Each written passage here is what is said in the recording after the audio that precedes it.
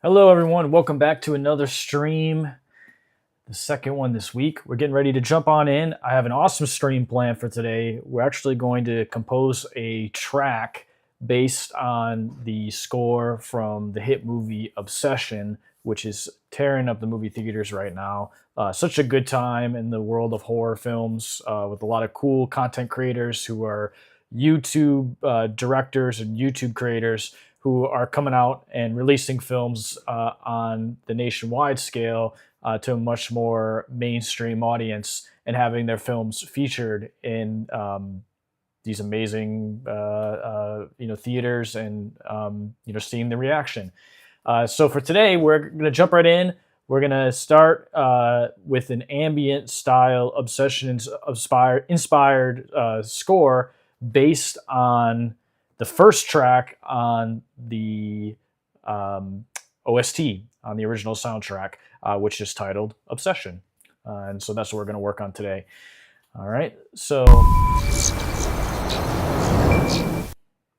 I have Ableton pulled up here. Now, for the purpose or for the sake of risking a copyright strike, I unfortunately cannot play the Obsession score live on stream, as I'm sure you're aware.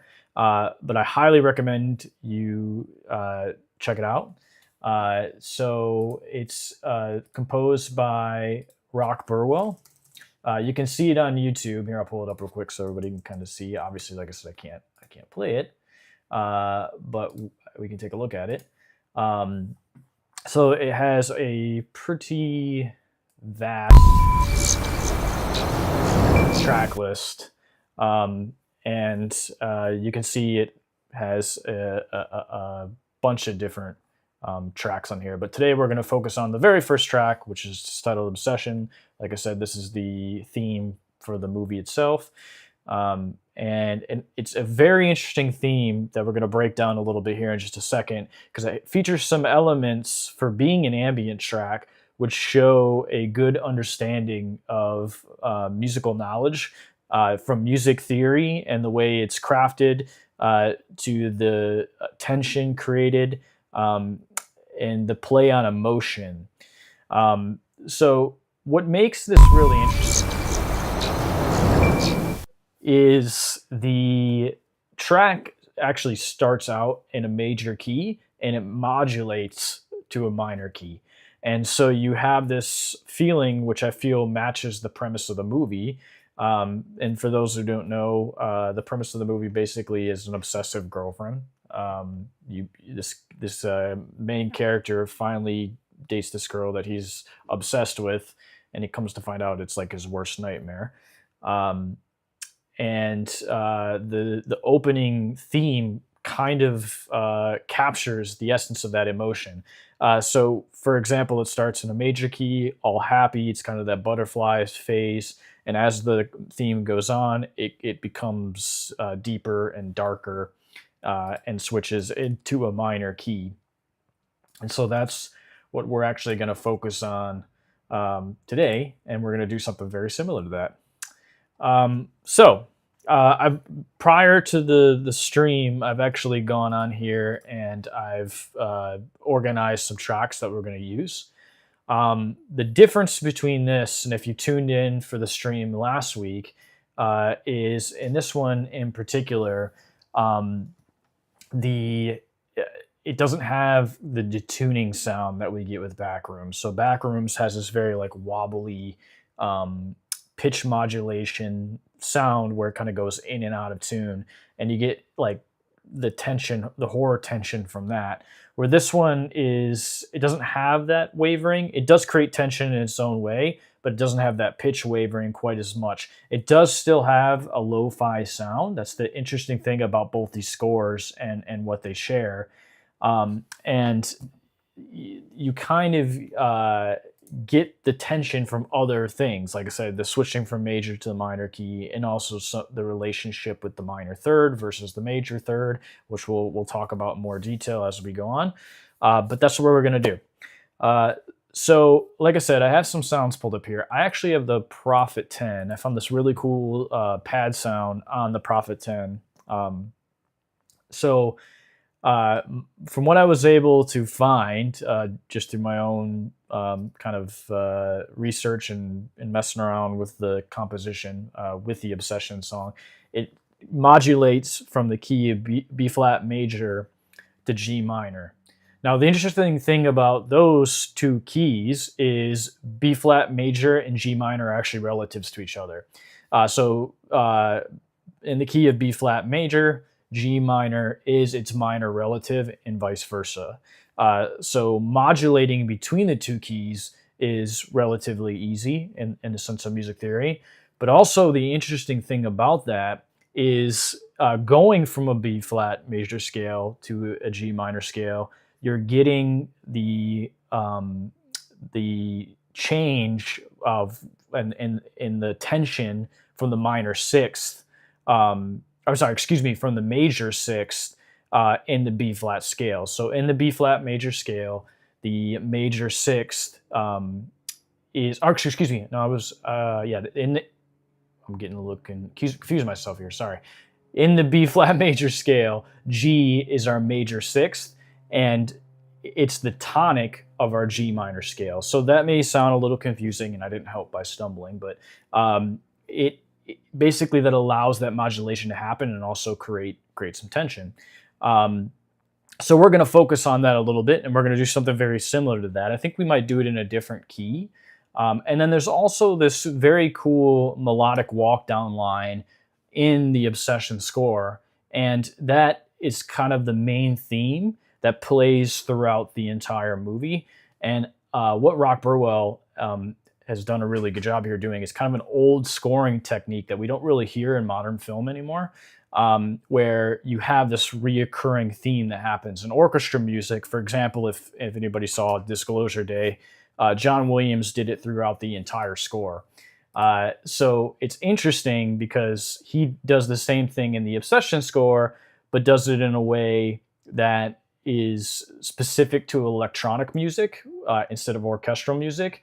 And to me, that's interesting. It's kind of a traditional way of approaching scoring, but with modern instruments. So we're going to do the same thing. So for the lack or for the respect of your time and not to ramble on anymore, let's go ahead and jump in here. So let's listen to this sound I got pulled up here. So like I said, that's the Prophet 10 right here. And it's got this kind of almost like an organ-esque type sound going with it. So like for example, let's just do as an F major chord. And you can see kind of this evolving piece with it. We can pull, I have the VST control here pulled up so we can see it. And what we want to do, because it may have updated it, is we're going to go over to the Prophet here, and I'm just going to make sure that the BPM is set correctly, and it is not. So let's go ahead and skip that, or fix that. Skip ahead here. And we're going to set this at 90. And I think we'll do the same thing for our track here. So we may change that as we go, and the nice thing with MIDI is we can adjust that. On my F major chord here, and it's actually a little slower now. We can hear it, the evolving sound. Now this is actually velocity sensitive, so if I really push down, kind of, you see the evolving happens a little bit quicker. So we kind of want a softer sound, so less pressure. And as you can see, it's the actual title of it's Wandering Overtones, which makes sense because it has some cool overtones over it. So what we're going to do is we're going to do the same thing as the Obsession score. We're going to start in a major key signature and modulate to a minor key signature to hit that tension. All right, let's go in here. Like I said, and I don't want to do the same thing, so we're going to use two different relatives, and we're going to keep it around the same. So if for those of you that are familiar with the circle of fifths, so I have my little trusty circle of fifths here. So F major is actually just before, if we're going counterclockwise on our circle of fifths, it's in the 11 o'clock position, just before B flat major, which is in our 10 o'clock position. And what that means, just to explain, is that we have one less flat in F major than we do in B flat major. All right. Now in F major, the B flat is our flat, it's our accidental, but also its relative is D minor, which also has one flat and which is also in our major sixth. So we're going to go ahead and we're going to play this, and we'll start with this F major chord. So we can close this here, turn on our metronome. Now, at the beginning, it's going to be a little boring because it's just going to be a pad because we have that evolving sound kind of built in.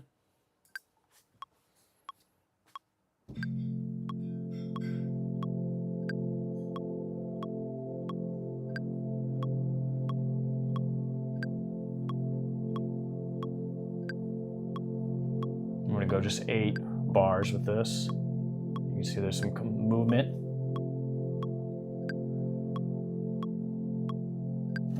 Now what I'm going to do here too, just to kind of, oh, I just realized we got to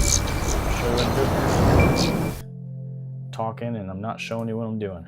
All right, so just recorded my F major. Now this is an F major inverted, so basically it's F over C, and I have the C on the bottom, which is the perfect fifth in F major, and this is going to play, and you can see it evolves, and we're going 8 bars. All right.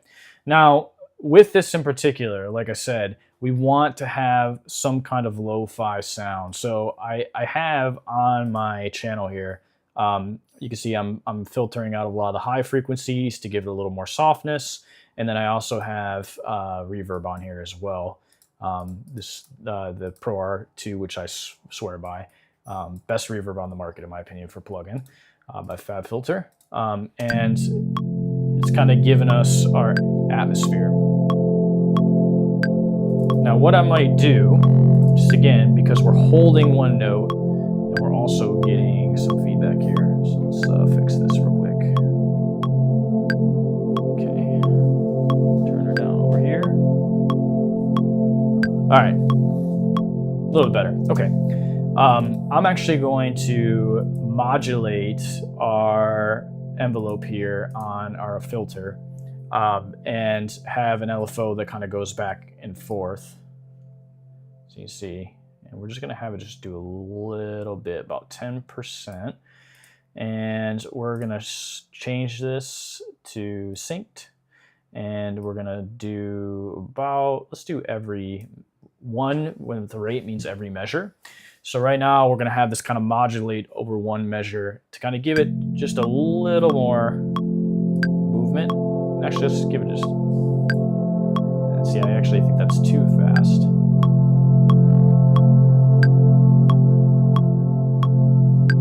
I like 3. Let's bring this up to 25. You see, the more I go, that's too much, 20. Okay, and I am going to go ahead and bring in an EQ8 here, and the reason is I'm going to get rid of some of these low sub frequencies because we are actually going to add in our own sub bass here soon that kind of play with this in the tonic, which for those of you just joining us is F. So in F major, we're going to have kind of a low rumbling bass underneath, because you can see this actually has this sound in particular has bass built into it. Actually, to me, the spectrum, so you can see it here, but it's really low. Now, so we can make a sub bass that's going to stick out more, but obviously we don't want those frequencies clashing. We kind of want to isolate those low frequencies, so we're going to create a sub bass specifically for that, and that's what we're going to focus on with this. All right, so.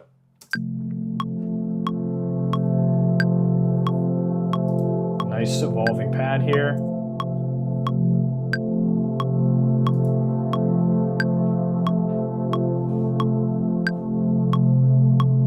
And I kind of hear some wavering in there. There's a little detuning. And then I'm going to bring in one of my favorite plugins, which if you're new to the stream and missed it, I use it all the time, is Serato Hex Effects, just to kind of give it that lo-fi vibe, right? And I really like this one preset by my brother Nothing New, who does an amazing job. He's an amazing producer, and he has a preset in here that I love to use. All right, so let's go ahead and listen to this. I'm going to dial it back just a little bit. And then also I'm going to go here and I'm going to add in the filter on this because it does pull out, because of the lo-fi-ness, it adds in some crunchiness and saturation, some harmonic saturation, and we don't want to have those upper frequencies in that harmonic saturation.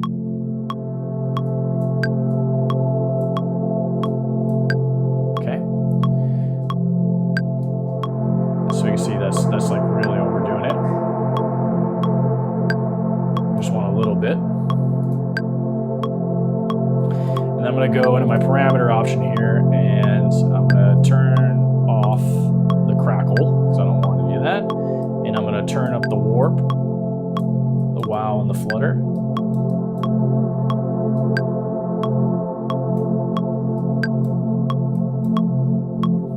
All right.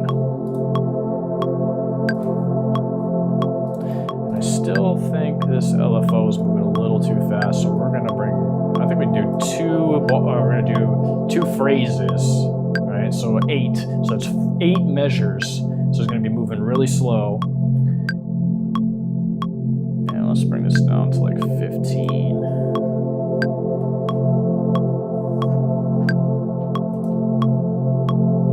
All right.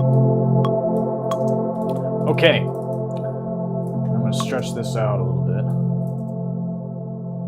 So you have a good pad here. And then what I want to do is I want to bring in the Prophet Rev 2 here. Love me my analog gear. All right, so this is a VST plugin for the Rev 2 again. And there on this one, there's a specific sound that I really like to use. Now, one thing I'll say is if you're new to the channel, you'll notice that I use the Rev 2 and all my analog synths quite a bit. A lot of these sounds can be replicated with VSTs. You don't necessarily have to have analog gear to do any of this. The main reason that I really enjoy the analog gear is not necessarily because I'm not here to argue one sounds better than the other or anything like that, because obviously these days, VSTs sound great. And if I'm being 100% honest, I can't really hear the difference in a lot of scenarios. Sometimes I can, but for example, there's a VST that you might see me use on the stream called, it's called The Legend by Synapse Audio. Here, I can show it to you guys real quick. If you don't have this VST, this is one of the best, oh, that's the effects one. This is by far probably the best virtual instrument I own. It sounds like an analog synth, in my opinion.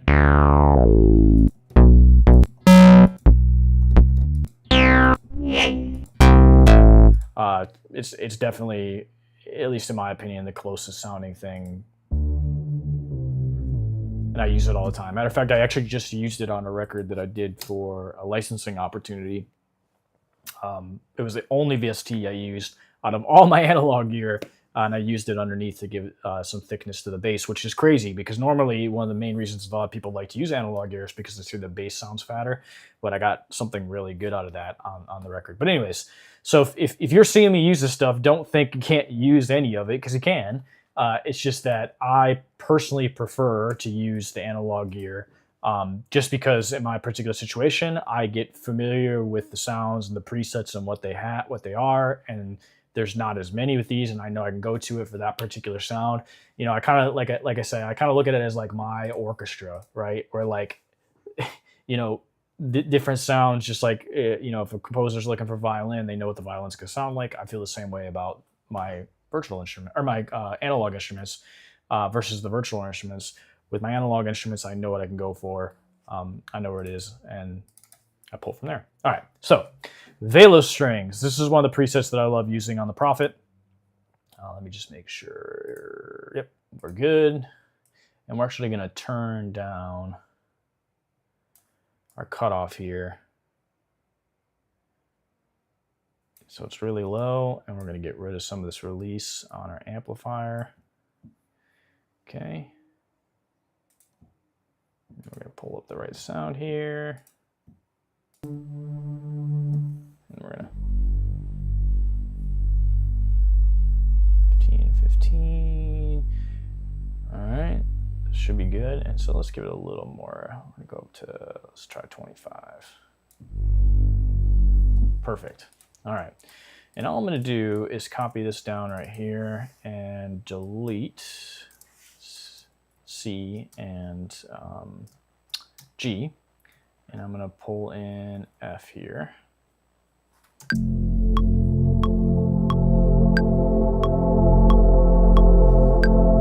So it sounds pretty good already. So let's just turn this off.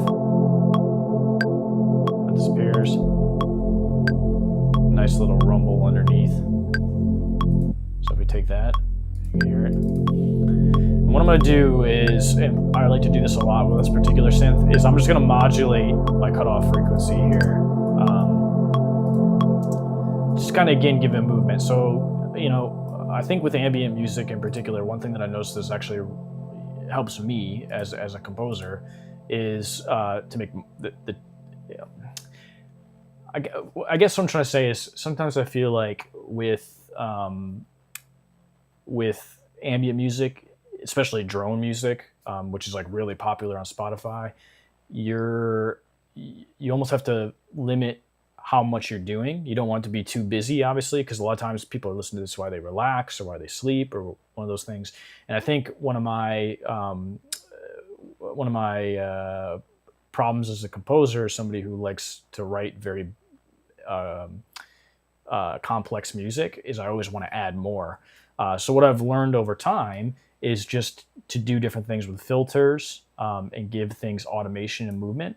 And I feel like sometimes that like satisfies my creative urge to write something that is more busy without making it too busy to the ear, right? That's really going to stick out.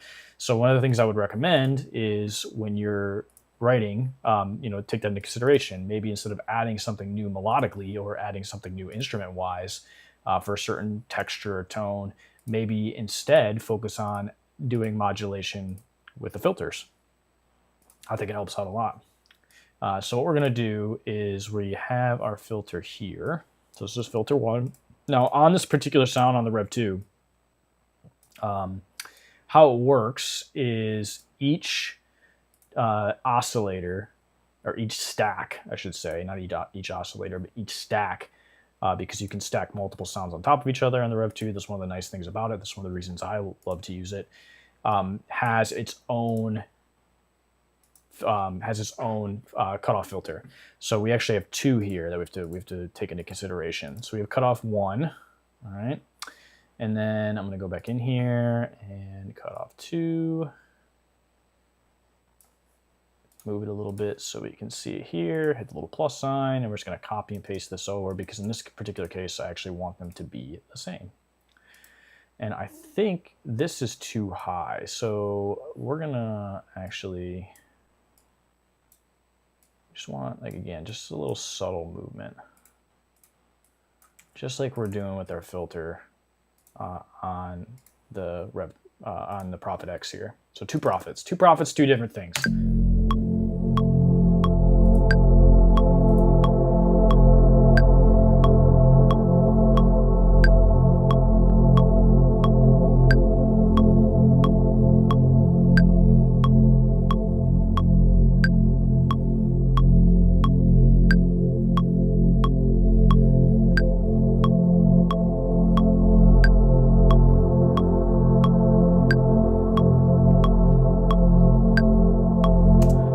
All right, so again, this is a scenario, me listening to this, the first thing I'm thinking is, okay, that F major chord is being held for way too long. So my initial thought right away is to do something, right? So some kind of change at 9. But I'm gonna practice restraint here. I'm actually going to focus and try to change it a little bit.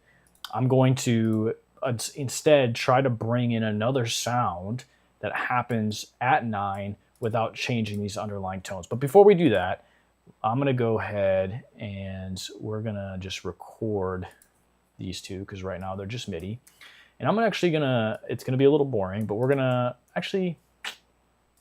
just do a little bit. I'm going to show you a little trick here to speed things up. So you see I'm just going to go over the bar a little bit here, and there's a reason for that. So let's record this instead of recording this whole thing. We're going to record two different takes, or I'm sorry, one take of two different sounds, and then we're going to duplicate them and crossfade them together instead of doing one long recording.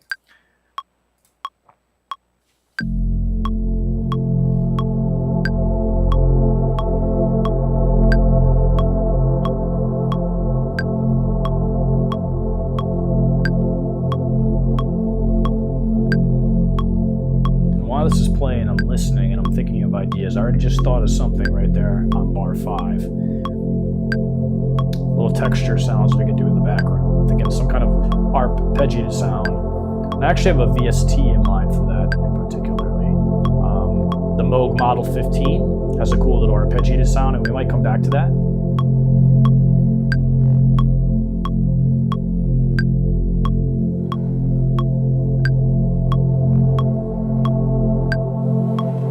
Okay, cool. All right, so I'm gonna go ahead and in here, I'm gonna add in, let's go back in here real quick. We're gonna just crossfade these, but we gotta make sure that they're on bar 17 here. Let's do a little crossfade, it's real small. Same thing here, crossfade, all right. And we should be good. So let's listen to this real quick. Just to make sure we're not getting any clicks or pops.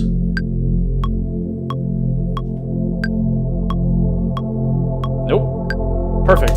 So we just saved time there by like having it go all the way through, which is nice. All right. So, and then what I usually like to do, you can see I usually put the preset I'm using here. I usually know the instrument, like I said, based on the sound. So this, I already know what this one is, but we'll just put Velo strings in here. So if we go back into our Rev 2 here, we can see it's F2 P1. And so I'll just make a little note here. Oh. F2 P1. Perfect. And that way if I have to think of anything or come back to it, I can. All right, we'll take those out. And then I am going to bring in my ISENIN, which is one of, or if not, maybe my favorite. Oh, I forgot to turn it on here. Turn it on real quick.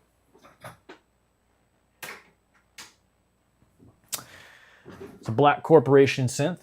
It's great. I use it pretty much on everything I do. It is a mock up or a replica of the Jupiter by Roland, which is like a $30,000 synth if you were to buy one because they don't make them anymore. But it captures the sound really well.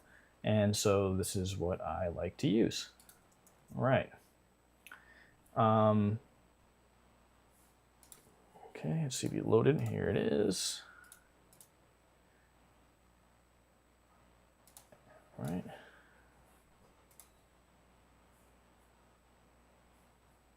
Give me 1 second here.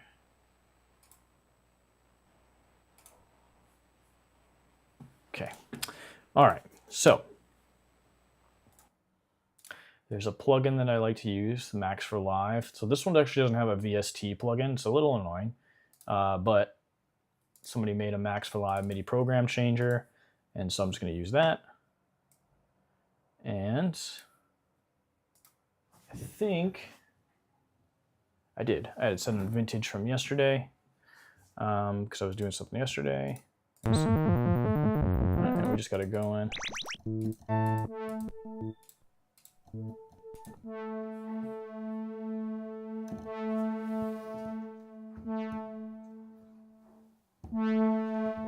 Perfect. All right.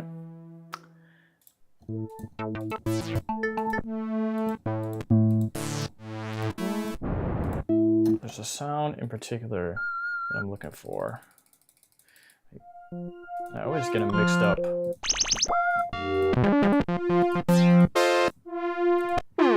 There's so many presets on this one that sometimes it's hard to remember which one I am looking for. 1 second, I think we have to change the bank. Let's try that.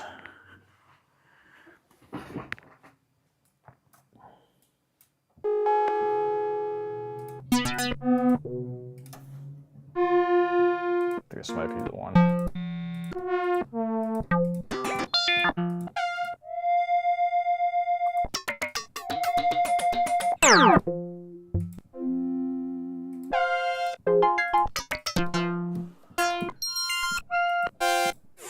So there's a particular sound that I'm looking for that I used on a record a while ago. Let's see if we can find it here.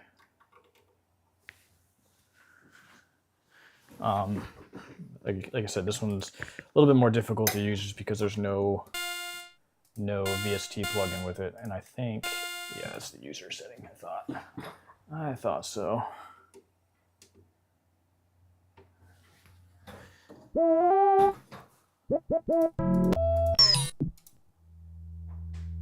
This might be it right here, actually. Yeah. Okay, cool. So we're just gonna modulate this one.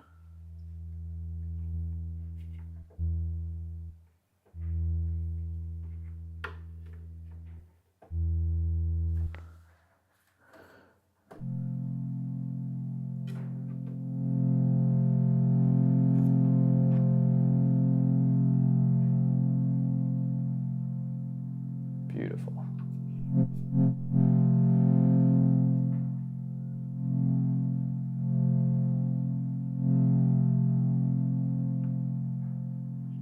Delay it just a little bit.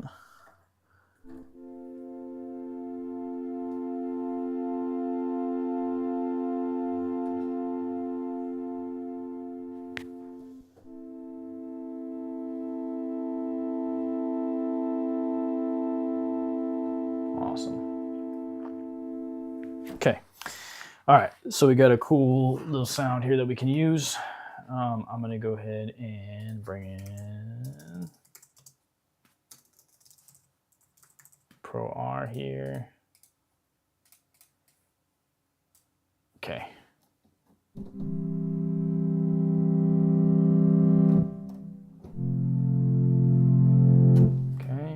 Do the same thing. And actually what we can do, I talked about this trick on my other stream we did. I want these two to match for the most part. So we're actually going to pull off everything here and put it on our main channel. Our main group channel here, so these share that. Okay. Now the cool thing is this sound in particular actually sounds very similar to the one that's on Prophet 10. The Prophet X, which is going to be good because that will allow us to kind of match them.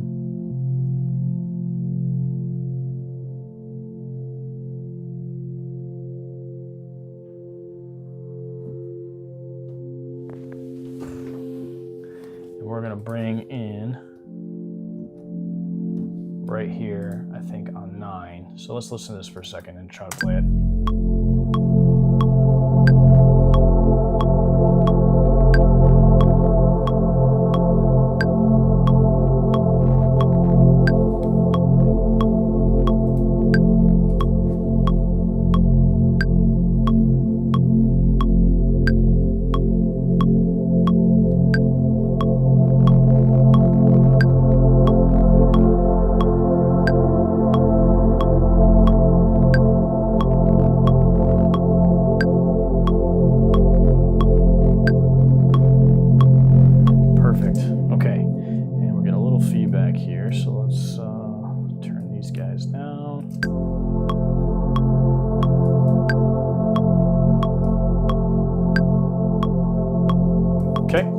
Now, I think you'll be able to hear a little bit better. I could hear it in the background. I don't know how well it's trying to come through on the stream.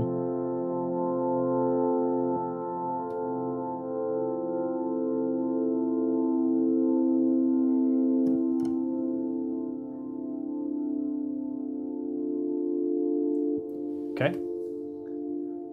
So we got a little progression there. So we're going an F major inverted to it's like a minor inverted to a D minor, which is good, and I'm going to tell you why. Because if you remember at the beginning of the stream, we talked about how we're going to modulate to D minor at some point, right? So we're going to modulate to D minor because we want to add in that kind of spooky tension that minor keys create. And so what we're doing here is we're essentially creating, setting up the change, right? We're setting up that something is going to happen. It's kind of teasing that, which I really like to do musically in film scores, is teasing that something's going to happen. So I think actually having the phrase end with that D minor works out really well in our favor. So for those of you who are following along, who are curious, chord progression wise, we have our 1 in F major, and then we're going to go to our 3rd, which is our A minor. So that's A is our 3rd interval, and our major 3rd in our key signature, because we're in F major. And then we are going to go from that to D minor, which is our major 6th. Right? We talked about how that major 6 is going to set up the tension for the transfer into the minor key, into the minor relative of F major. All right, so let's go ahead and add that in. Oh, we got to do this first. Sorry, hitting R. Let's set this up. So Command K in Ableton. Can we set up our own keyboard shortcut? Okay, so we're going to start with F major. So here we go.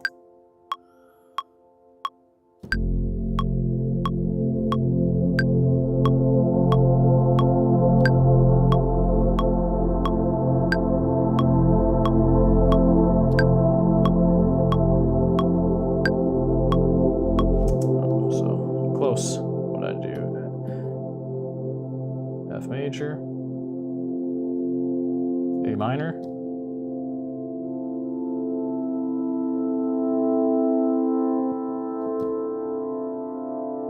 D minor. And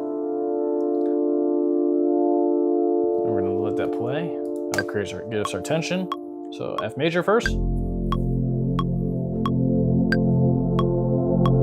A minor. D minor.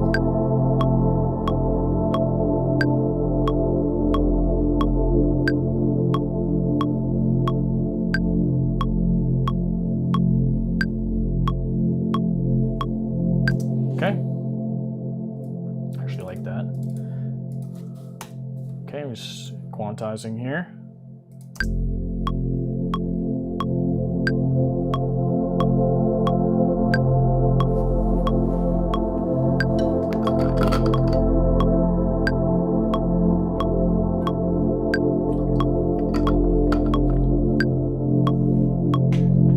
And I feel like this wants to resolve, right?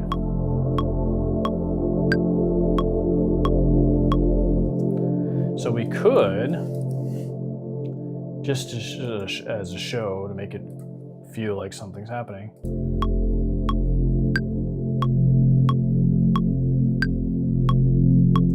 so we can hear there. And the cool thing is, because it's like fading out, it actually might be okay. Like, again, we talked about this on another stream. Normally, I wouldn't want to resolve. And the interesting thing about this score in particular is I feel like we kind of can, because we're going to create tensions another way. We're gonna create tension by doing that modular shift to a different key. So it might be okay to actually do in this particular instance, right? So let's listen to this. And I came in a little early there, so we want to come in on 9. There we go.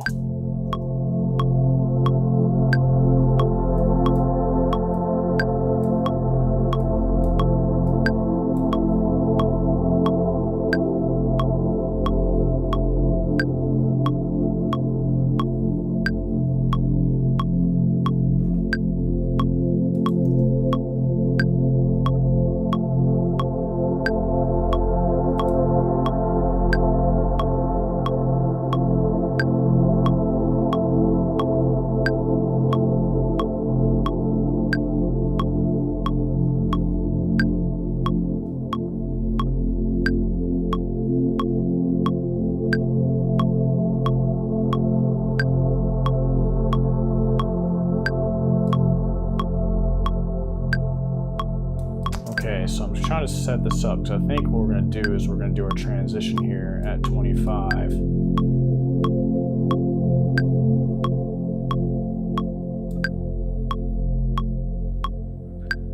So again, if we go back and we look at the Obsession score itself. Now, if we were making, again, if we're making an ambient song, it might be a little bit different because we want it to progress. But if we were to pull up the actual score here, so just, again, pulling up for everybody to take a look at here. This is the score. Obsession is the intro track. We can see it's only 1:42. And so because of where we're at, we're already at that point, almost 1:30. We don't have much time to work with for our modulation. So let's go ahead and try to work that out. There's a few different ways we could do this. So what I would actually want to do here is I'm actually going to kind of have this fade in. And this is how it is in the actual score as well. We're going to put an auto filter on here behind our reverb, right? So Ableton processes audio from left to right. And so I'm going to put in the filter here and just kind of have it gradually come in. And we're going to turn this one off. And we're going to start that modulation at bar number 9. So again, just shutting it off here. And then at 9, that's when we're going to have it turn on. Now, one thing you can do is sometimes, especially like ambient style tracks, what I might do is I might add in locators here. Just as a reminder, because there's no percussive rhythmic element, so you're just kind of staring at it and trying to figure out where it is. In this particular case, I think I'm going to just make a note here so I know. And then because I have that turned off for this first section here, as you can see, we're going to have it kind of fade in here and open up completely. So let's start really low here.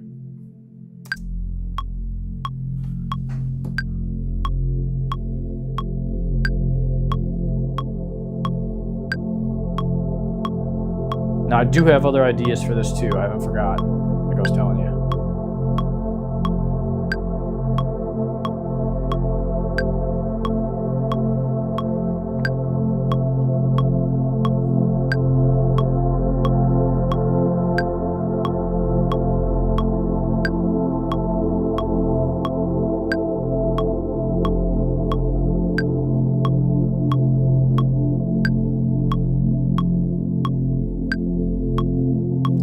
So actually, now I'm hearing that, I kind of do think we can go the full amount here just because of how it evolves.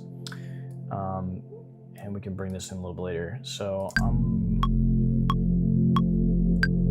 right, because we have that modulation happening now on our main filter here.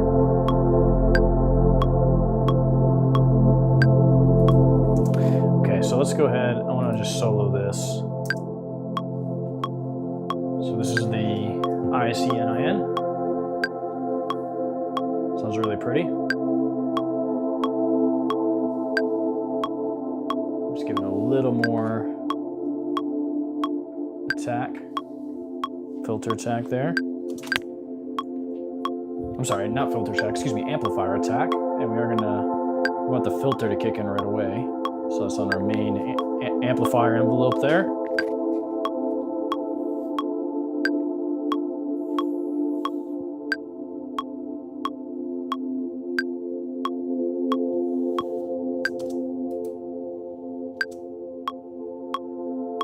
Beautiful. And the reverb, as it evolves, the reverb is actually giving it this feeling of of overlap, right? So we're getting the echo as the other one kind of comes in underneath, which I really like too. All right, so let's go ahead and record this.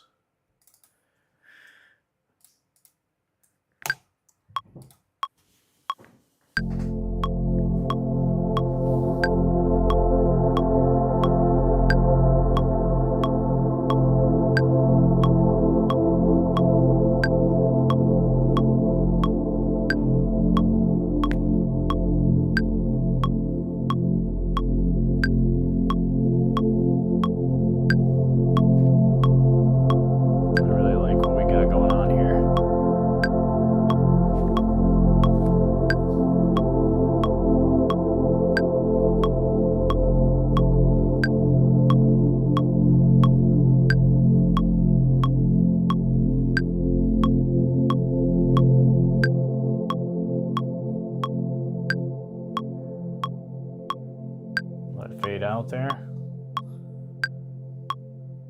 Okay, perfect. All right. Here we go. Okay, so got this nice little fade in, fade out here, which I kind of like, and you can see it doesn't really have release there, and because I want some separation between each swell, right, in the background. All right, so let's go ahead, and I'm gonna add just another locator. I know we can see it, but this is where our second melody comes in, and then I'm gonna add another locator here, and we're just gonna write change. Beautiful. That's gonna be where our change is. Okay, let's listen. And by change, I mean our key signature change.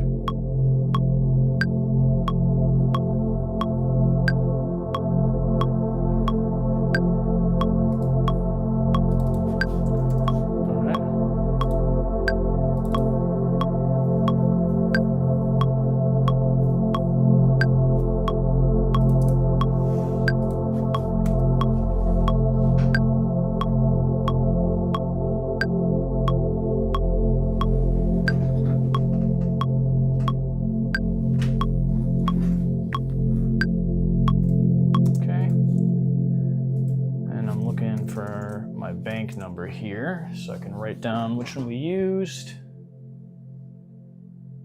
Bank 1, preset 6. Boom. Okay, cool. Just in case you have to come back and make any changes. All right, so as you can see, while that was doing its thing, I added in contact here. So we're actually going to add some textures using Dystropia here. So if you're new to the stream again, I'll say it again, I've used this plugin so many times. Dystropia is great. I highly, highly recommend it. Great for cinematic textures. It has a bunch of stuff in it, and you're about to hear it in a second. So I'm going to go to tonal sustain tones. So this means it's going to do it in tone, right? So it's going to do it as a recognizable pitch. Atonal just means like random sounds. There's a lot of metallic sounds, impacts, different things. But I want specific textures that we can kind of bury in the background of this, especially as it's evolving in. So I'll just do the first one it came to. Actually, here, gotta make sure we activate it first. So you see, it's got some.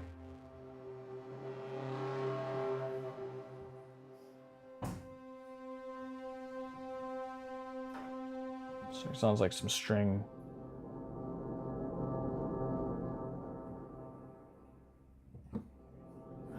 Okay, you can see.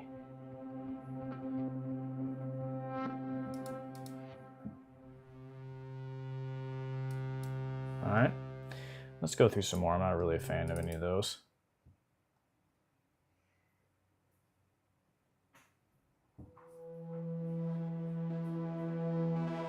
That sounds kind of cool. You see the different colors here for different sounds and different tonal changes. So that might be kind of cool. This is in pitch. And just a show here. So you can always use a tuner if you're not sure. But you see, a little sharp, but that's okay. We got some, like I said, we went in and we added in hex effects with Serato to give it some wavering and pitch anyways, with some wow and flutter. So this will actually help. Doesn't really matter. That's a little sharp. Okay, so let's go ahead and add these in. Oh, you know, actually before we do that, getting ahead of myself, we're gonna copy this reverb and we're actually going to make it way in the distance, and we're gonna make it almost completely submerged in our reverb.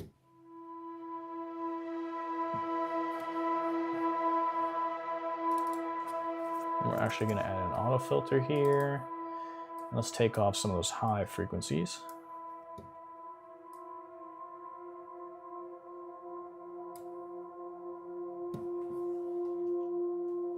Okay.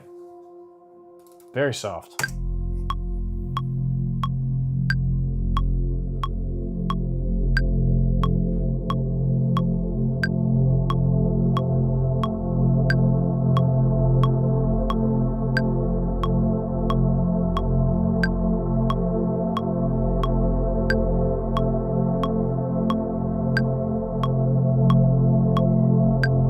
very soft. I can hear it in the background.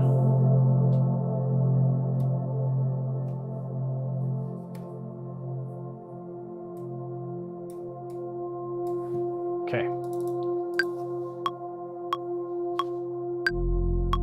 All right, so we have this evolving filter sweep, low pass filter sweep. And then at 5, we're gonna bring in a little bit of the texture.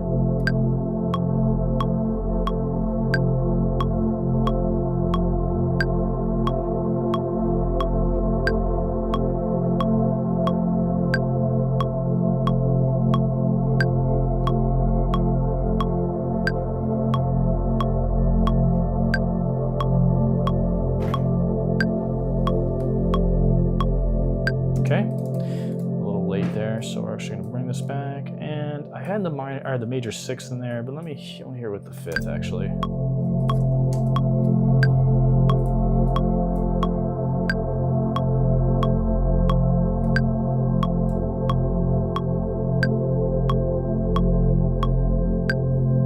Beautiful. So interesting. So if you're familiar with music theory, so we're in the key of F major for those of you who's just joining, and in the key of F major, C is our dominant tone or our perfect 5th, right? So having that C in there is going to stick out harmonically in a way that sounds pleasing, but it's noticeable, right? So one thing that I've noticed just over time of working with a lot of different artists is when a vocalist hears a track, usually when they start singing, they tend, I would say it's almost 90% of the time, that the first note they hit is a perfect 5th above what the tonic is of that particular musical phrase, right? So for example, if it's an F, the first note they hit is almost always C, and it's funny because they call that the dominant tone because the singer is trying to stand out above the music and sing in harmony with what's happening musically, right? We got our section here.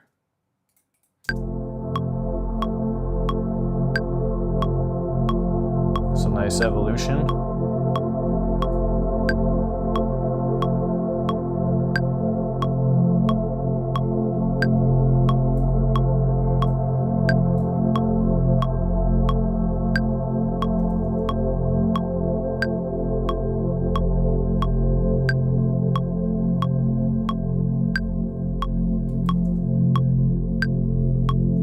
Some else here too. Let's just listen.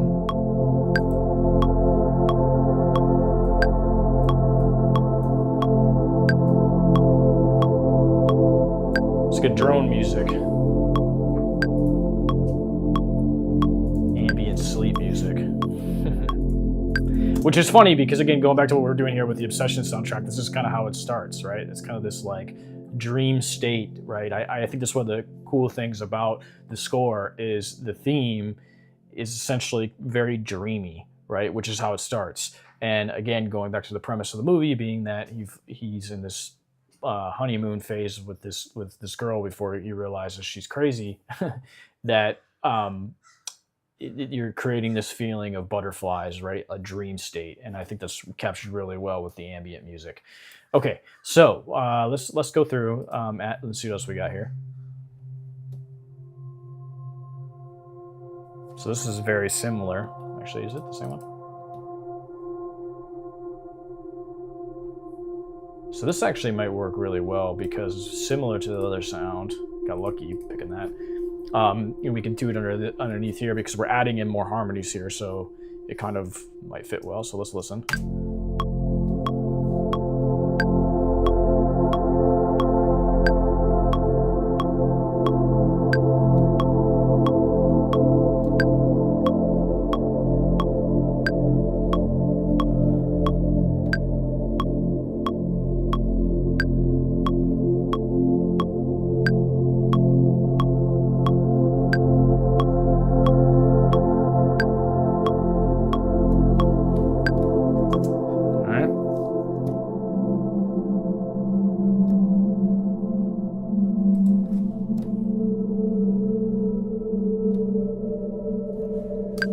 Okay.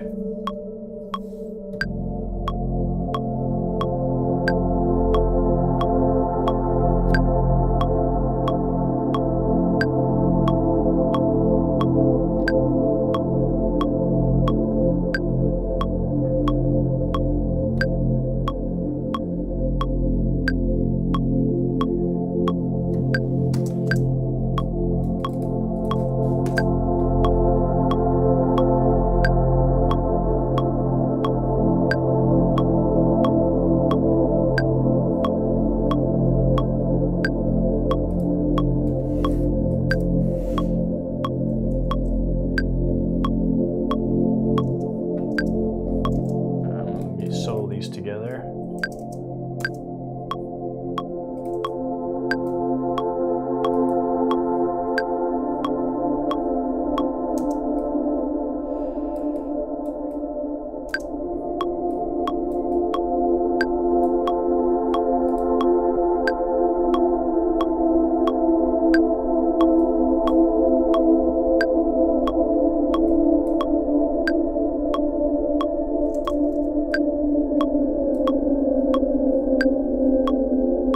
Okay, now we're gonna get rid of some of those nasty frequencies in there, but just for listening purposes right now, it kind of fits.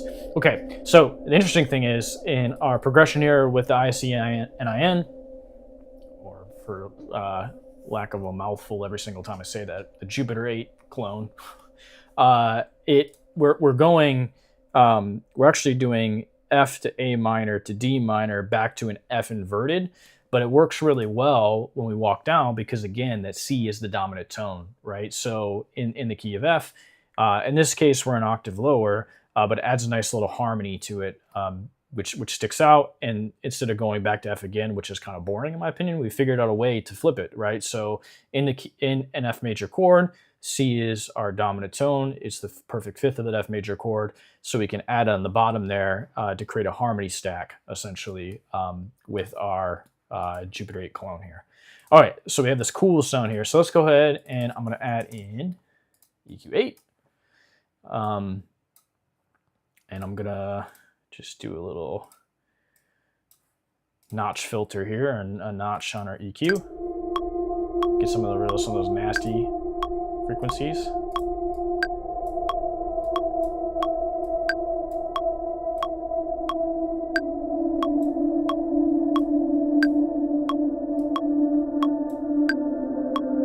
Might have to do a couple notches here.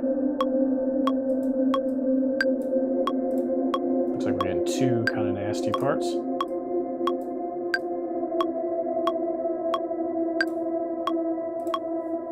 And our reverb is not helping here either.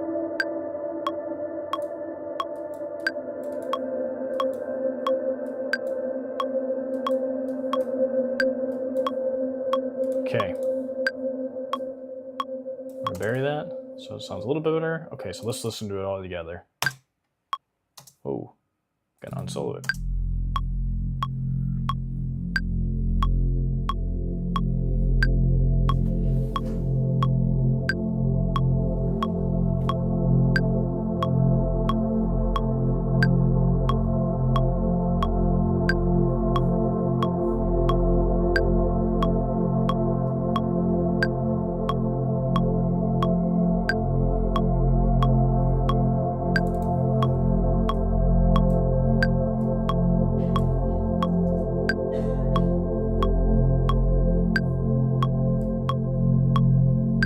Love that.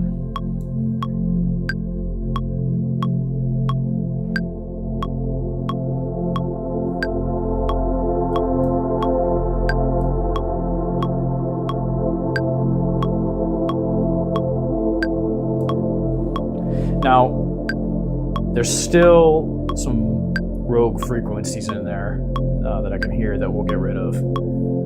But again, we're just kind of listening to it musically. We're doing small mixing things as we go, but for the most part, it's mostly just creative music-wise is what we're looking for here.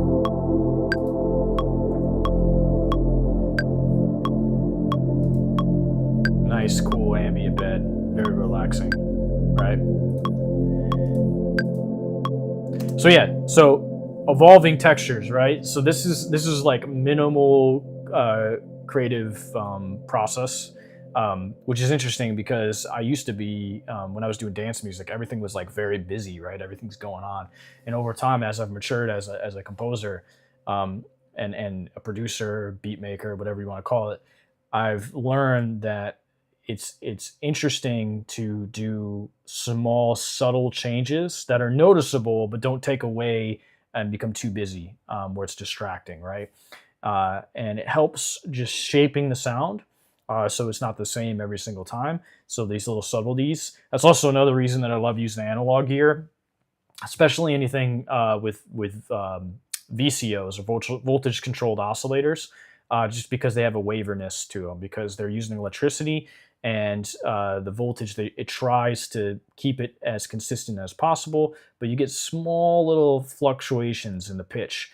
And I like to think about, or think like that as like a violinist or a guitarist or a string instrument, where when they're playing, their finger's not going to be the exact same spot every single time, which gives it a feeling of humanness, but it's less robotic.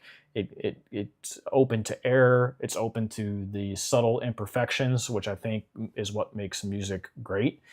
Imperfections are everything, in my opinion, to a certain extent, obviously. But those subtle imperfections kind of make the phrases sound different each time. And so that's what I try to replicate. And I think that's one reason that I love analog synths, is because they are imperfect. They have these imperfections. And I even think with a lot of the new VST software that we're seeing with digital instruments, is they're trying to replicate a lot of that imperfection, right? All right, so we have something good here.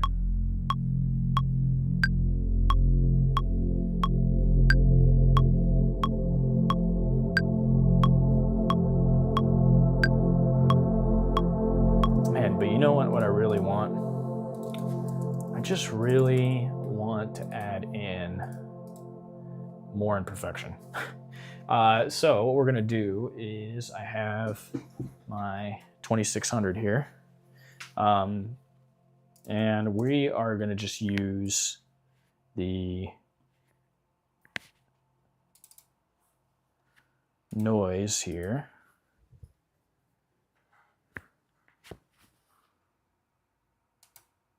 So all it is going to be some white and pink noise mixed. Now, I know it sounds crazy right now, but bear with me.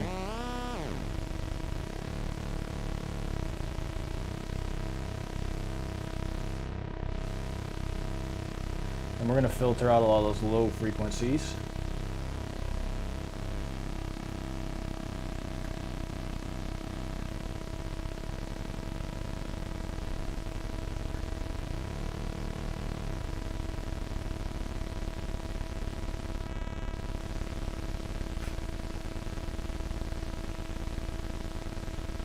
Okay.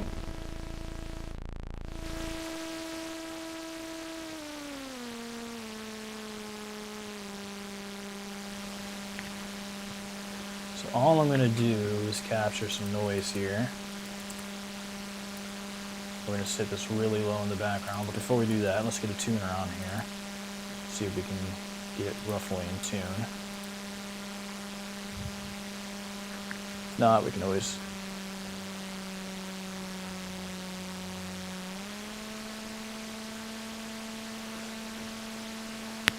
a shortcut to the reference pitch.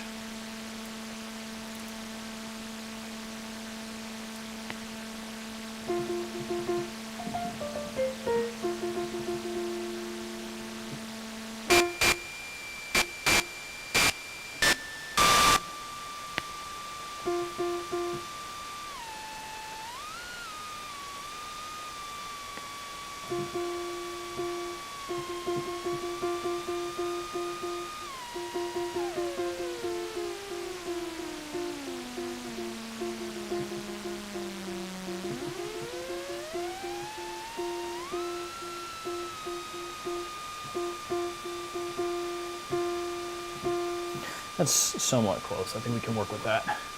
Okay, so I know guys, I know that's mad annoying. We're gonna fix it here in a second.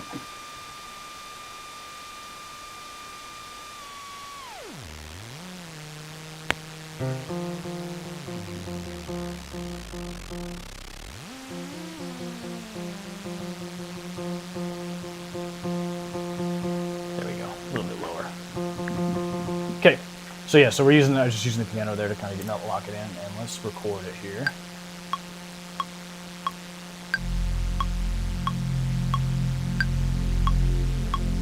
Just a little white and pink noise in the background there. We're gonna sit it down, we're gonna put some reverb on it, we're gonna EQ it. I just wanna add in, it's like a drone, nice little bed that we got going on here to kind of sit in. For those of you just tuning in, kind of a weird time to tune in, because we're in the middle here of adding in some noise. Trust me, I'll play the whole thing so you can hear it, but we're just adding in some subtle noise in the background here.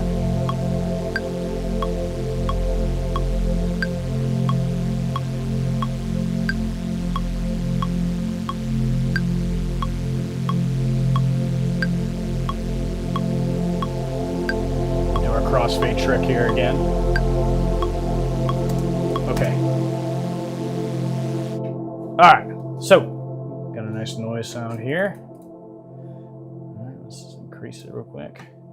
And now let's start the fun stuff. So now we're gonna go in and really modify this to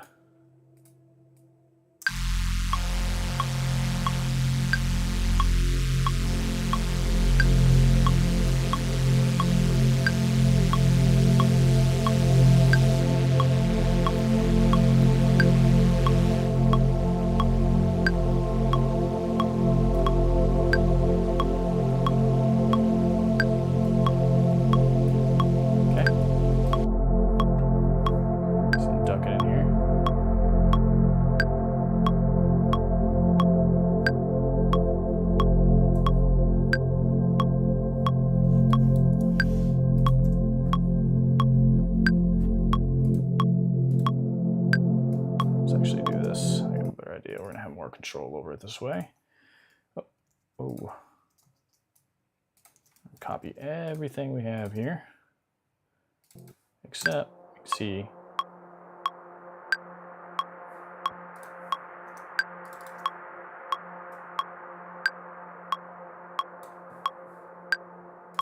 I love that.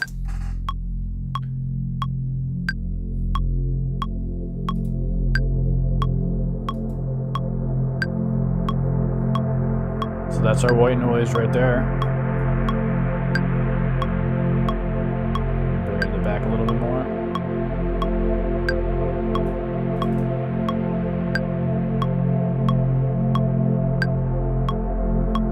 We're going to turn this off. So,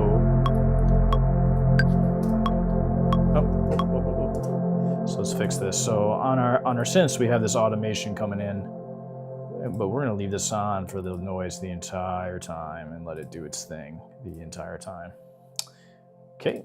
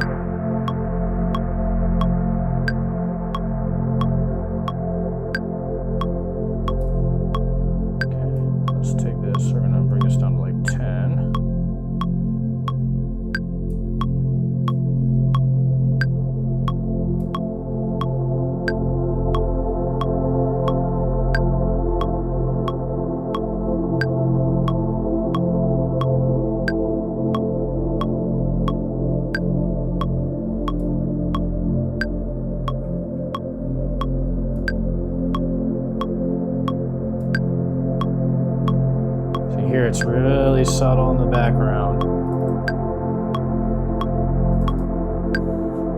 And I do feel like it's a little out of tune, which is not necessarily terrible. I'm curious though. I am actually curious because I want to see how close I was because I did that all by ear. Let's see. We'll throw Melodyne on to see because it wasn't getting picked up by the tuner and the default tuner enabled. So let's see what we got here. So Melodyne is a pitch correction software for those of you who may not be familiar. And I have the premium version of it, so I can do polyphonic detection. So it'll capture overtones and that kind of thing, and I can pitch correct it.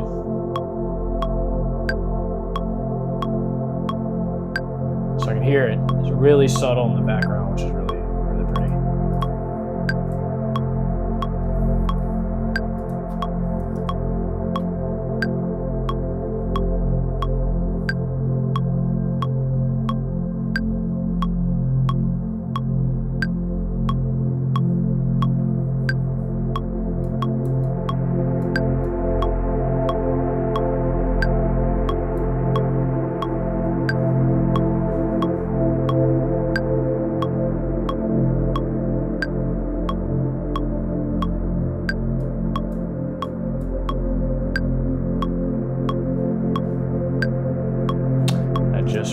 guys. I think I messed it up.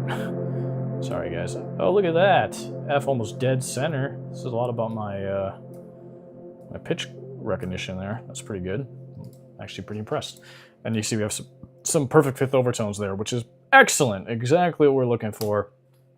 Except the only problem is I was picking up the effects. So again, we want to move Melodyne to the beginning of the effects chain here. So I'm going to redo it. But like I said, pretty impressed with my my ear there. I was able to pick that up. That was almost a perfect F right in the middle. Okay.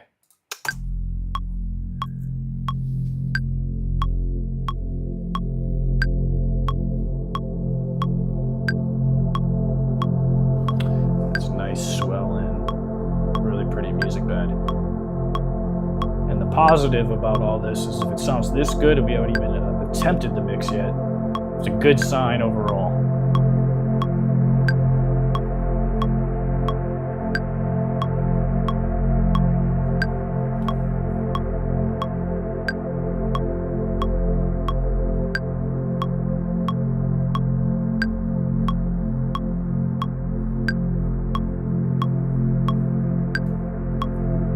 For those just joining, again, we're doing an Obsession style track here.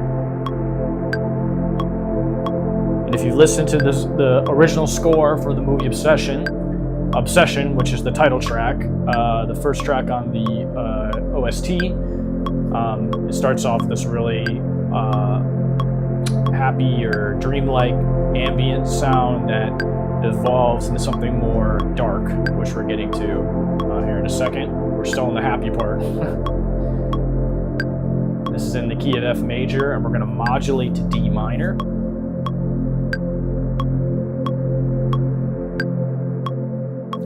Okay, we're just doing the pitch correction right now for the overtones that we do with the 2600. Now see, that just shows right there is a perfect example. So I think the Serato Hex, which is awesome, or maybe even the reverb actually, is adding in a perfect fifth overtone. That's why I was picking up before, and it's not this time, because the Melodyne was at the end of the chain. And you can see it's a little sharp, still pretty good, actually. So we're gonna change it and just make it, and we're gonna, actually, let's just leave it a tad. I don't want it to be perfect. Beautiful. Okay, close. All right. And then what I'm going to do is I'm actually going to print this. So I'm going to Command X, bounce this in place, and then come back here. Okay. So let's listen.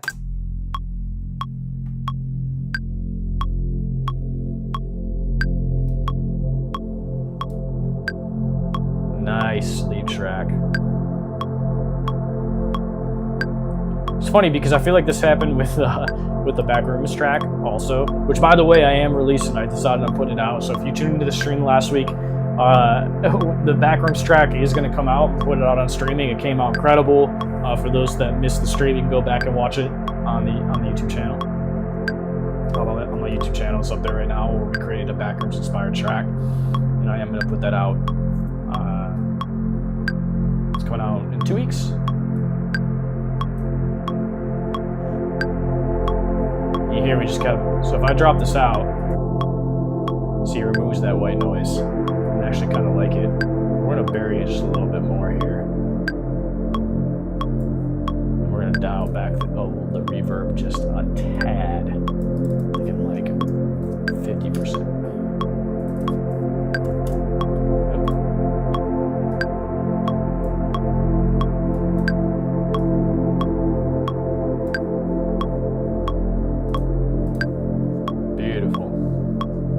Get a little fuzziness on top.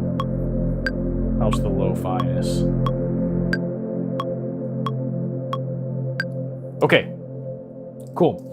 So we got a nice little bed there. Now, here's one of the things that the Obsession score does.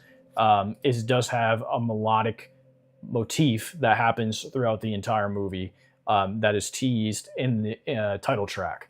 And it is interesting because the way it's played fits in both the major and minor key.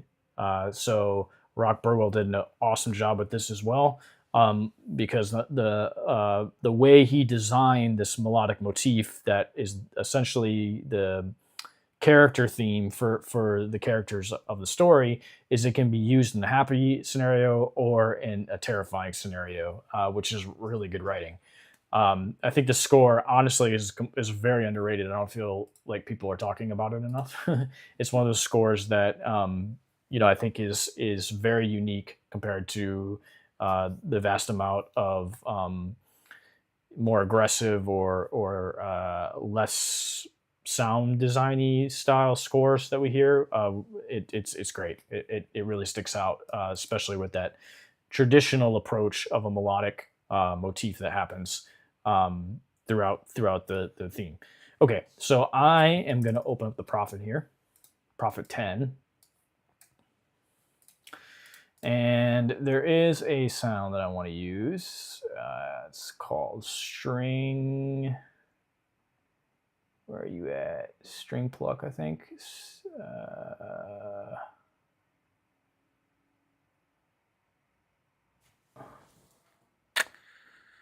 Where are you? It's in group 2 here.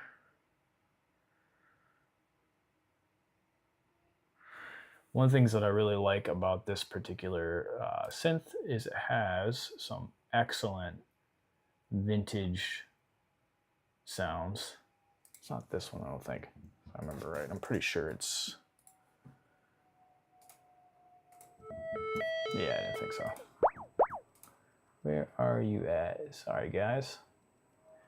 It's called string pluck, I think, or...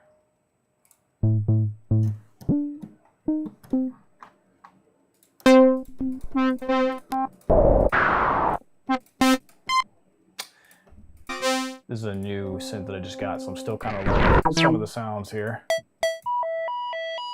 Maybe it isn't 2. I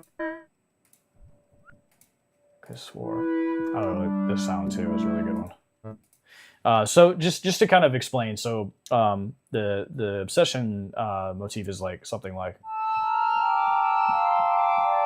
that, but with the proper sound. So there's this cool little walk down sound that happens.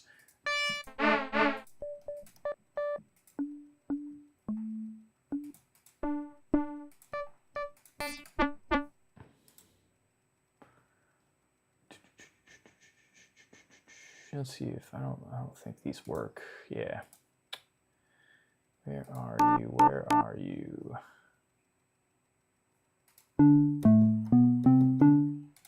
That might work. And again, we're going to drip this one in reverb.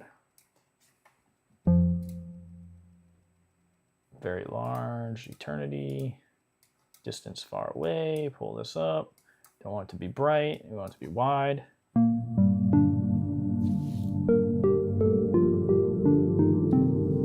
right, and we're gonna go and put an EQ8 on here, get rid of some of the sub bass because we just want that pluckiness that we have.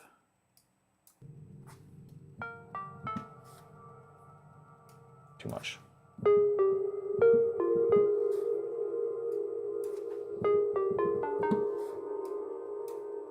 Okay. Still a little bit too much. Let's actually do something like that.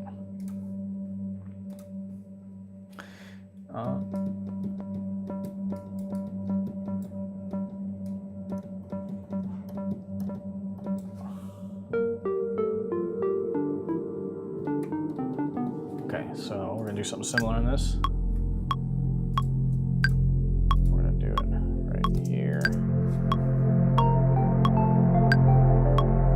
Make sure we're in the right key. So let's do.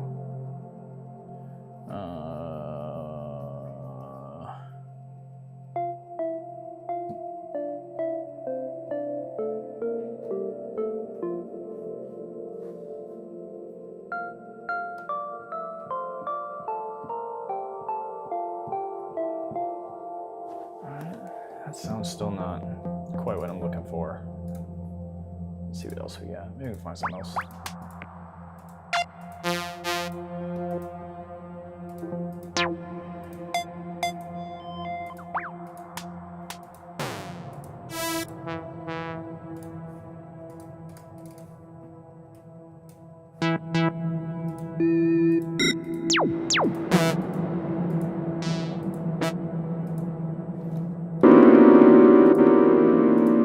Definitely don't want that.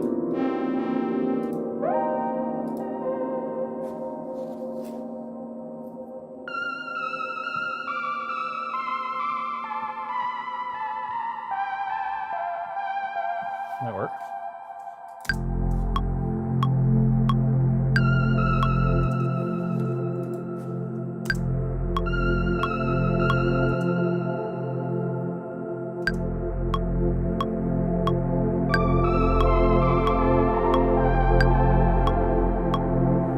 Yep.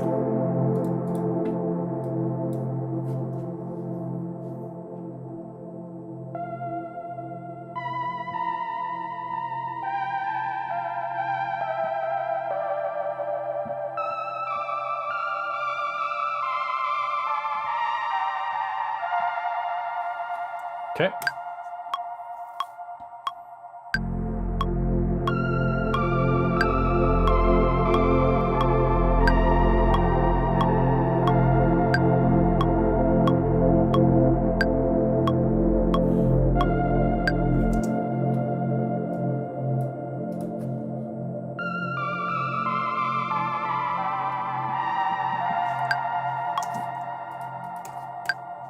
Got a little walk down here.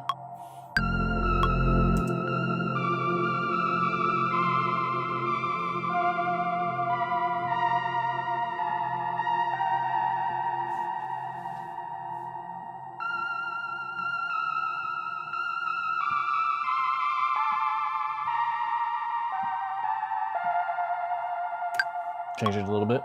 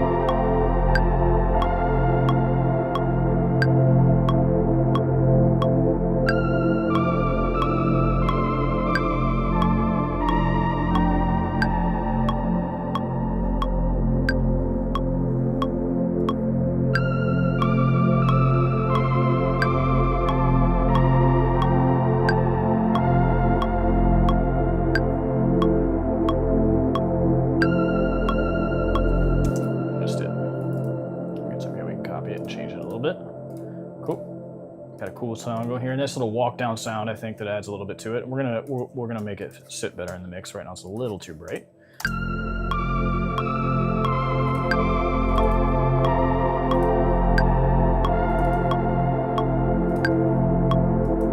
Really dripping in reverb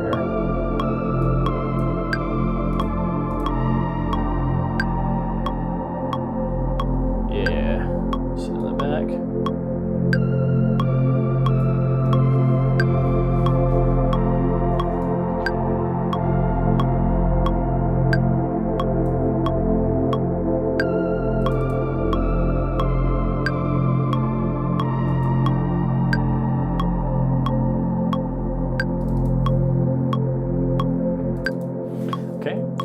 We're going to do a little filter trick here too. We're going to put in a filter in here. And I think what we want to do here is we're going to have it kind of come in here and then fade out. Boom. Okay.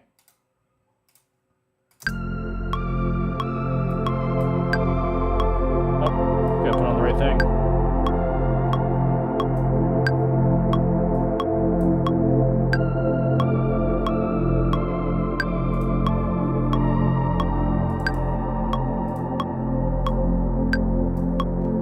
So pitch modulation.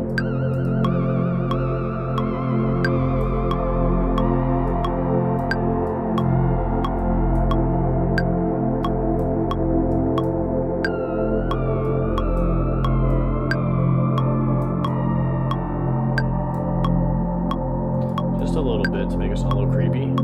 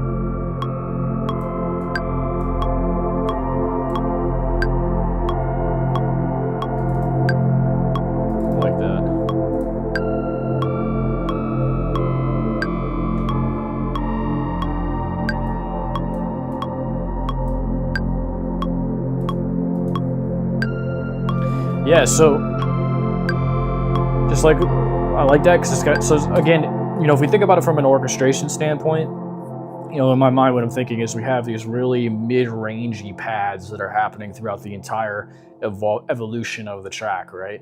And then essentially what we have is we have these high-pitched plucks coming in that establish a melodic motif, right? They're no longer this harmonic bed, and it sticks out. And in the actual Obsession soundtrack, that happens. Now, mine's a little bit more repetitive, but it has this kind of walk down sound, which is what we're doing here. So we have this gradual walk down in pitch, and again, we talked about this at the beginning of the stream. It's very, you gotta practice restraint, because in the actual Obsession soundtrack itself, right, it doesn't have these like major shifts. Film music especially, we don't really want to have those major shifts because the music isn't kind of the central theme, right? The picture, what's happening on screen is usually, or I should say usually, maybe usually 99% of the time is more important, right? So you know, that's why credits are kind of where the composer gets to shine, like the outro of the movie or even the intro sometimes, where they have like a theme that they're able to really go crazy on and do things that are more melodically complex. But for film music in particular, usually we're composing as something's happening on the stream, whether that's dialogue, an action sequence, something where we don't want to pull away from what's happening. And so in this particular instance, you know, practicing restraint is good when you're working on like a composition or try to do it like an inspired by. All right, so let's go ahead and lay this down.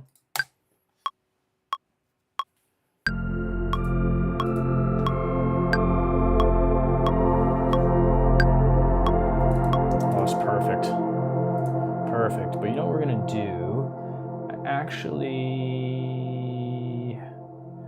want to kind of add in just a small amount of cutoff here. It's still a little too bright. Okay, try that.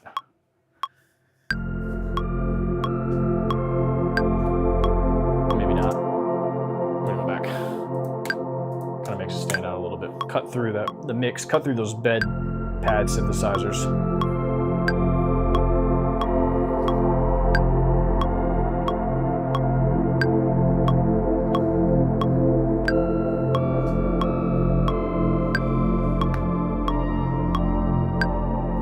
Again, we're modulating our frequency here, right? So that's what the mod wheel's doing. So, well, the frequency's modulating the pitch. That's what I mean. So it's very slow. It's a very slow frequency at 7. So we're getting some detunage in there, but it's very a very slow detune. And you can see the amount that I have is very low as well. So it's not falling way out of tune, which is what we want.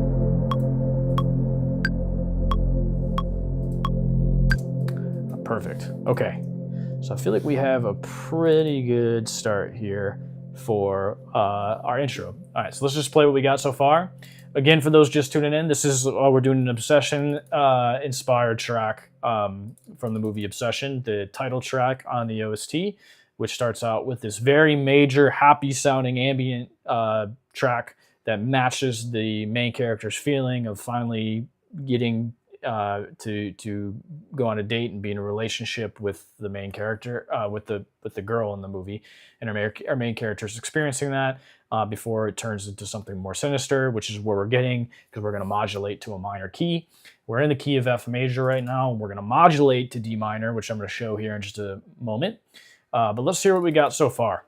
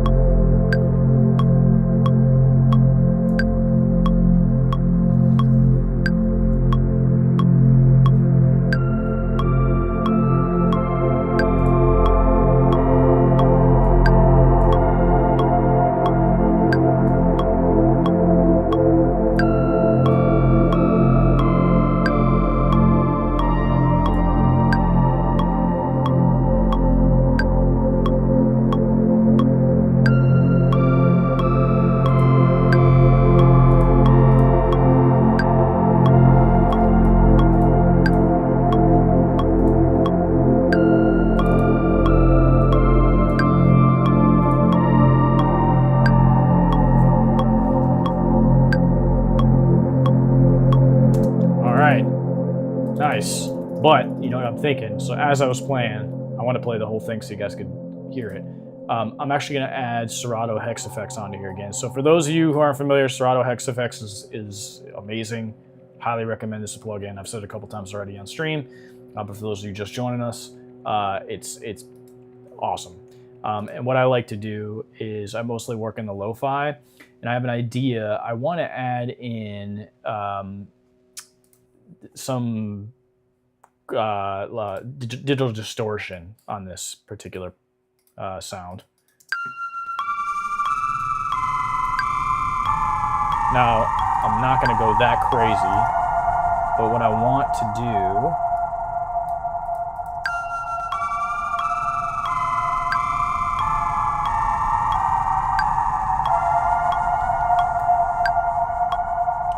I actually like that. But what I'm going to do is I'm actually going to have this kind of come in and grow with it. And what we're going to do is I'm going to put another EQ after this just because it's a little bright. Actually, you know what? I may actually put our auto filter here.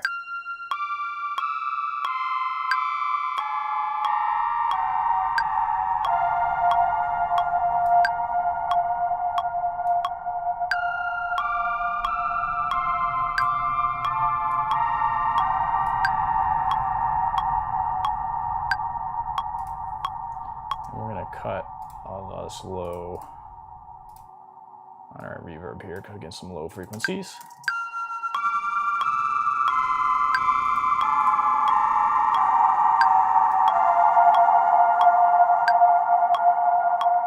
A little bright. So I think what we'll do is, as this comes in, we're going to cut some more of these high frequencies.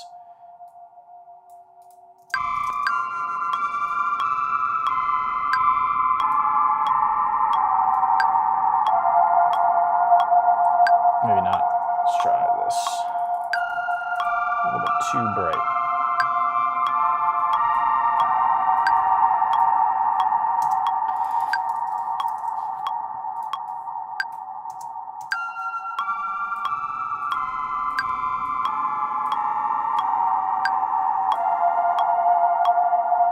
Okay, so I have this Vaporwave plugin. The idea is as it gets, I'm gonna bring it up just a little bit. So it gets, like, kind of shows it's getting creepy. That lo-fi distortion, that VHS distortion that we got going on here. So modulating the knob here.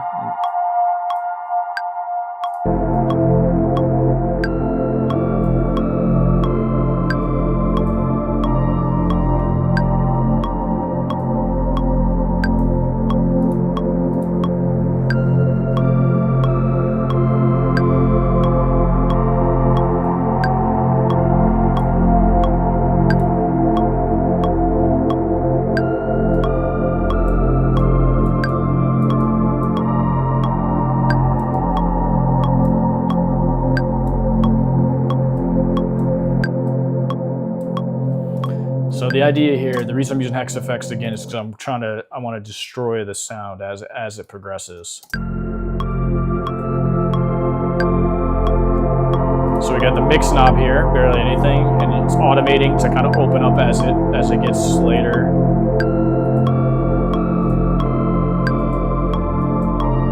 So you can see here.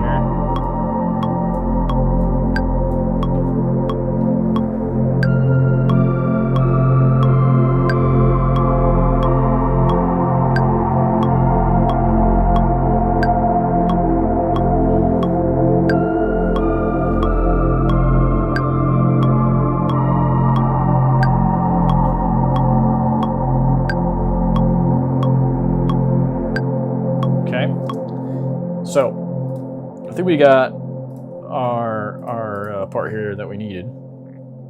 I will say, I think maybe for the section here, I actually bring this down as this starts to get a little more intense in the upper frequencies.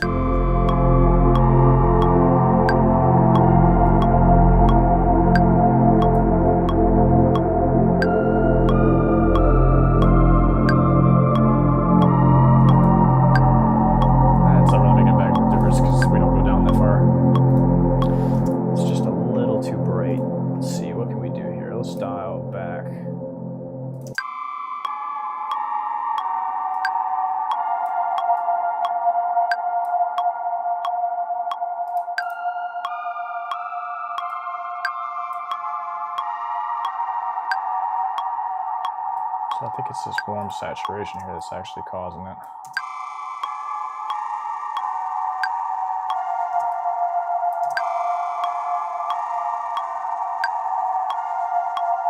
It's better.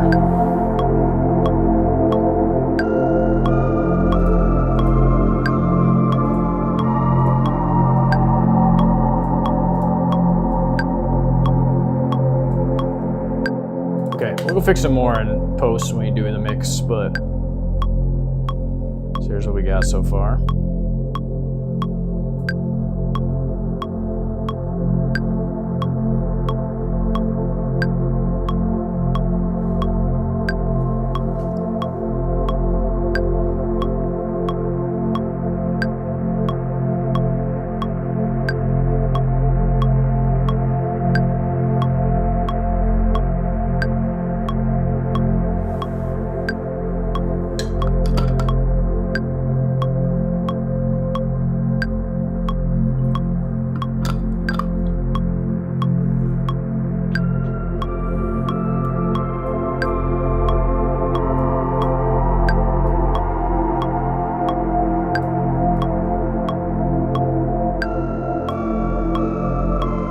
Creepiness there with the pitch modulation.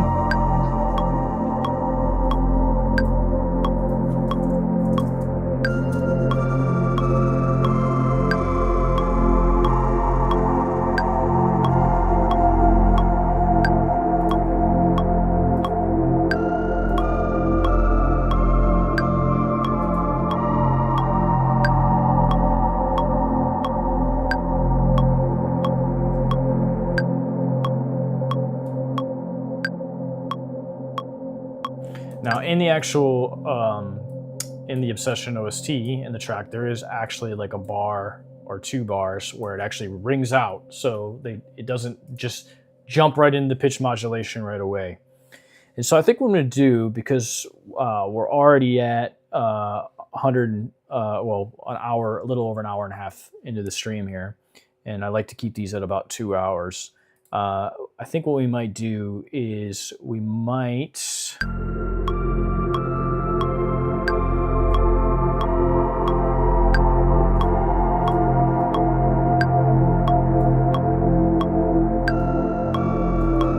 stop here. A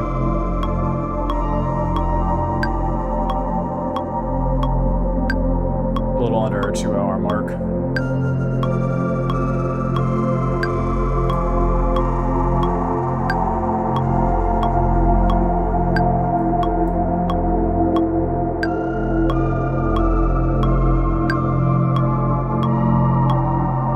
See that wobbliness coming in.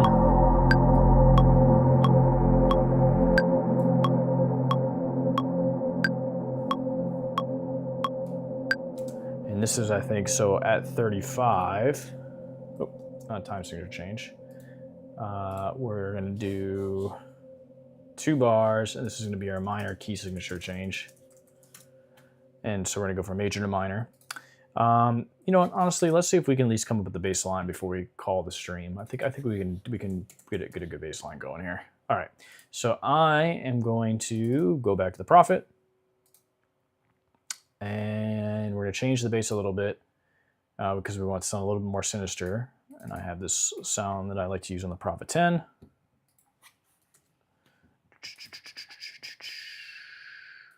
Boom. We're going to make this more of a bass, though.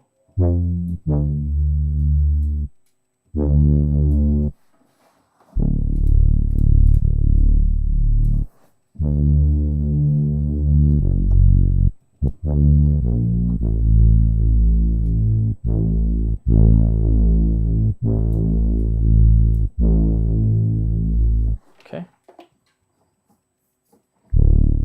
So, for those of you turning in, we're modulating from F major to D minor. With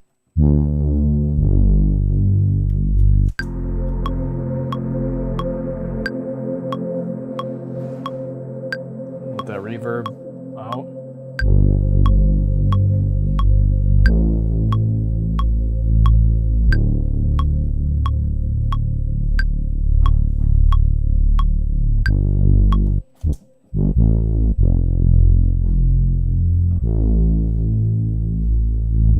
There we go. So that's just an F, A, and then into our D, right? So essentially what we have is we have our F, which is our tonic of F major, obviously. A, which is our major third, but then we modulate to the major 6, which is D, which is going to become our new home base for D minor scale. Now, the cool thing about that is, if you think about it, this is also a D minor chord, D, F, A. So it works out really well. All right, so let's go ahead and try that.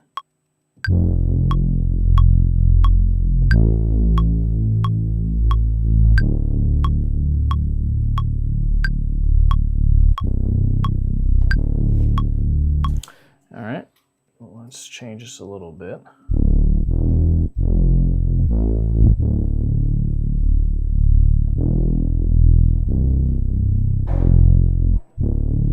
Okay. Actually, you know what? I wonder to see something here.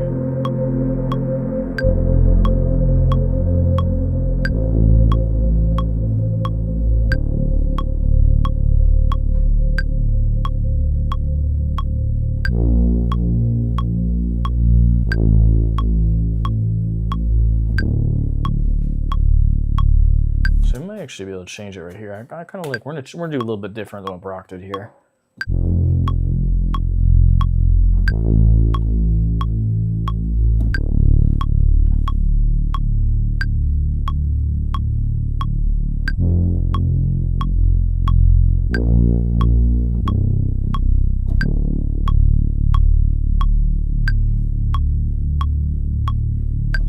Okay, so got D. So we're doing our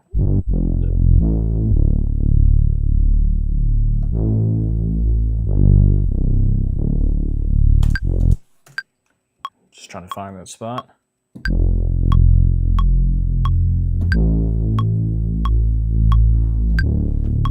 There's our D.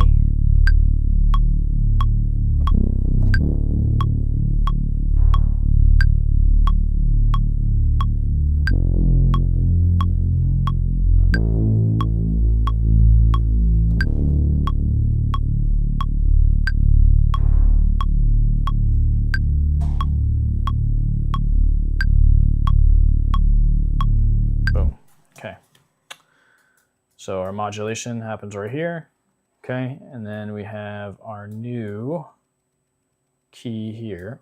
Let's see where you're at. This is for marker purposes. Boom, boom, boom. I went a little bit too far, that's what I thought.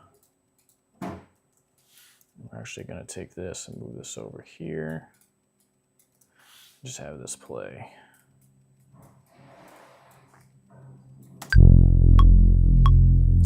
This is going to be our modulation point.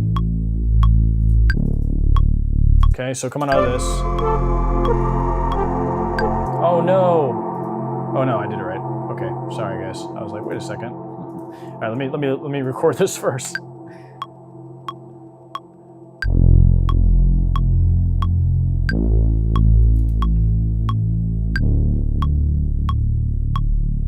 It's a very dry sound. We're gonna add some effects to it.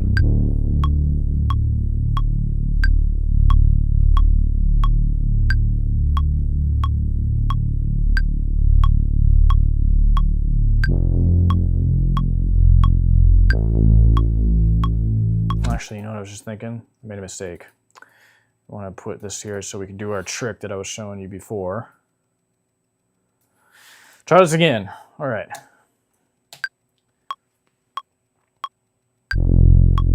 So again, we're adding just a little MIDI snippet at the end here.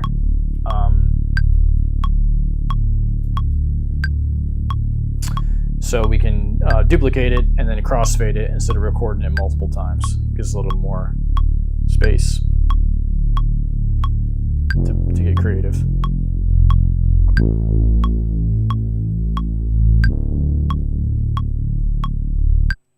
Okay, so now we can take this and we're just going to duplicate that and do crossfade like that. Boom. Okay, so what we got.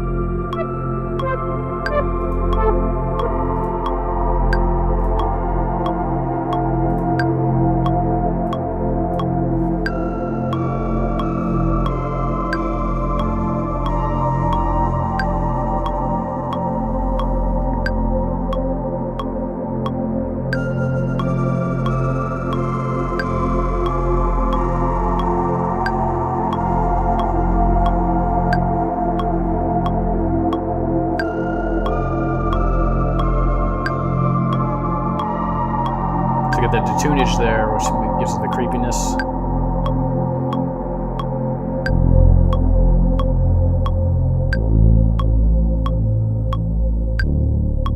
And there's our D minor modulation.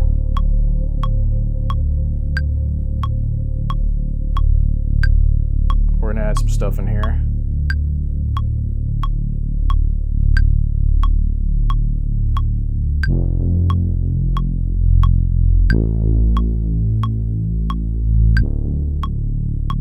Okay, and actually, you know what we may do? Let's go back to our Prophet 10 here.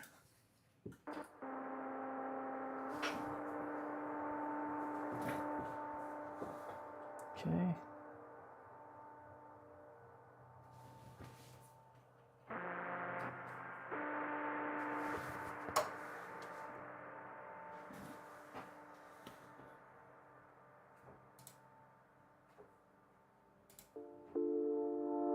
Oh, I'm doing I'm on the wrong one, that's why. Okay, and we're gonna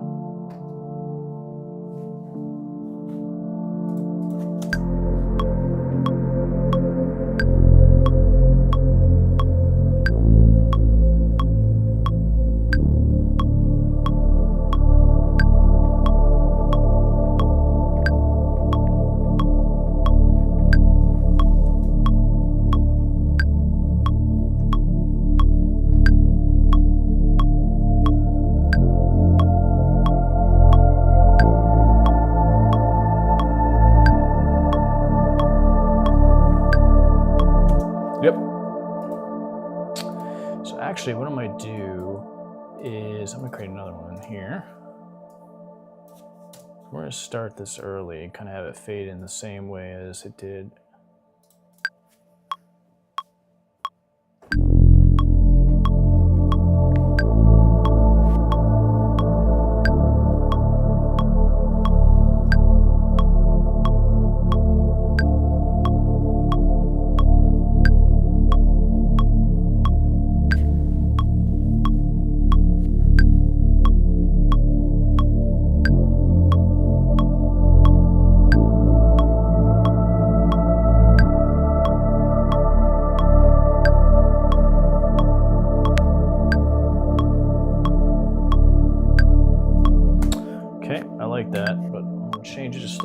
that.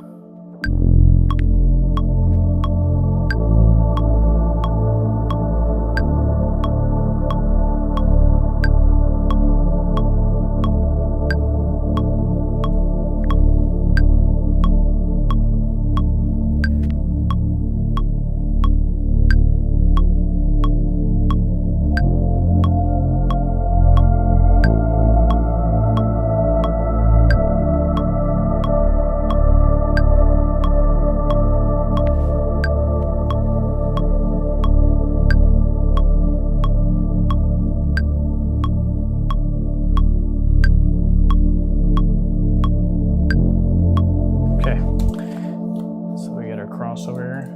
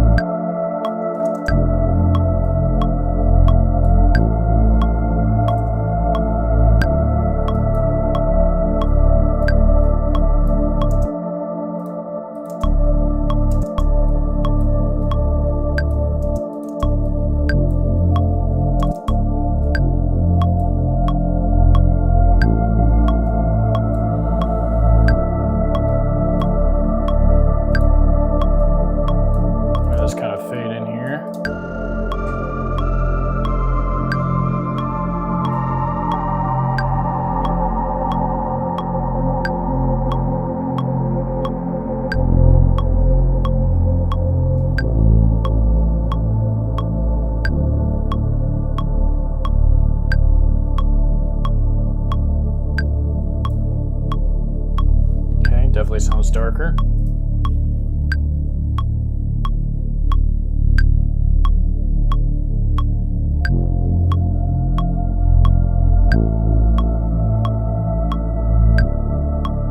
Okay, so we created that tension.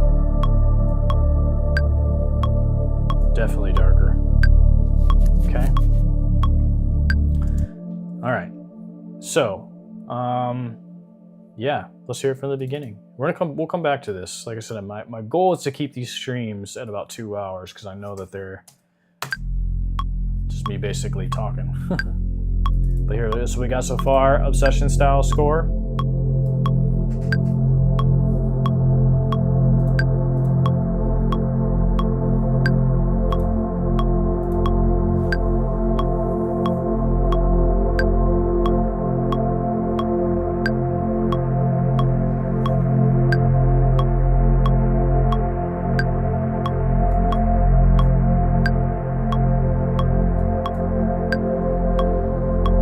Evolving pads.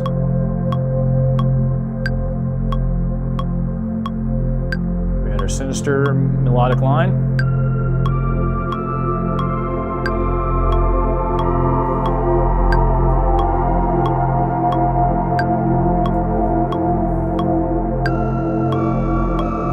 Bit of tunage, a little lo-fi action.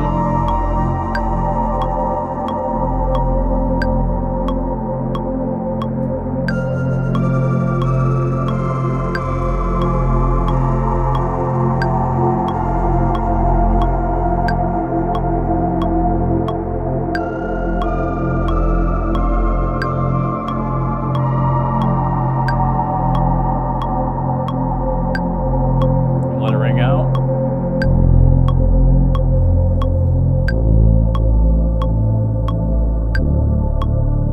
Minor key switch.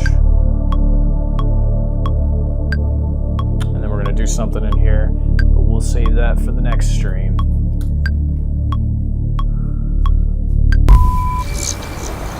But yeah, so that's our Obsession style track that we got. Appreciate everybody tuning in today for the stream. It was a lot of fun. We'll pick up on this in the next stream where we'll actually go in and add some more melodic components here. I have some ideas. We're gonna add a lot of tension to this.